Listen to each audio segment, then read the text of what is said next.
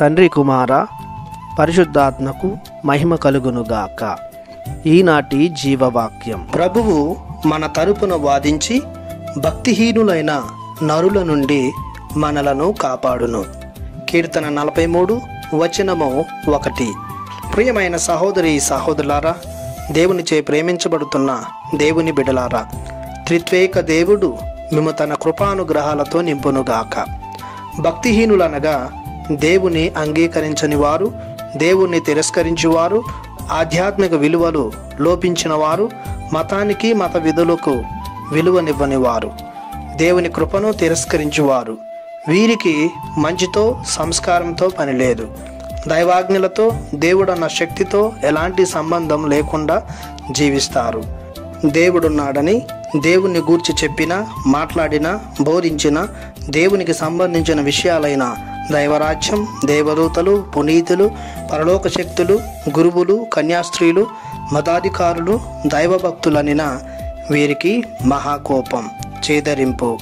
వీరిని గూర్చి తప్పుగా చెప్పడం, ప్రచురించడం, వీరిని హింసించడం, బాధించడం, చంపించడం వీరికి మహాప్రీతి. వీరికి దైవజ్ఞానం, దైవభీతి, దైవప్రేమ అనేవి అసలు ఉండనే ఉండవు. ఏదో లోకములో జీవిస్తున్నామంటే జీవిస్తున్నాం అన్నట్లుగా ఉంటారు.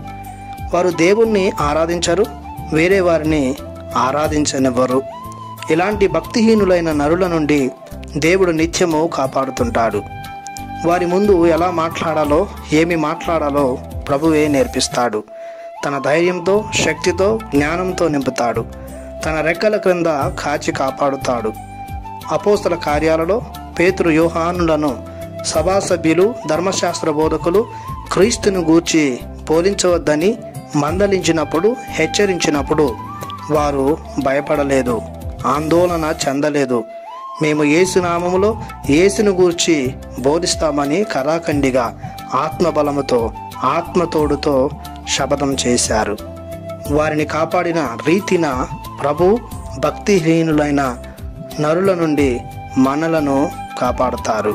కావున ప్రభువుపై విశ్వాసముతో మెలుగుదాం. ప్రార్థించుదాము. కరుణామయుడైన మా దేవ, మీ బంగారు పాదములకు వందనాలు చెల్లిస్తున్నాము.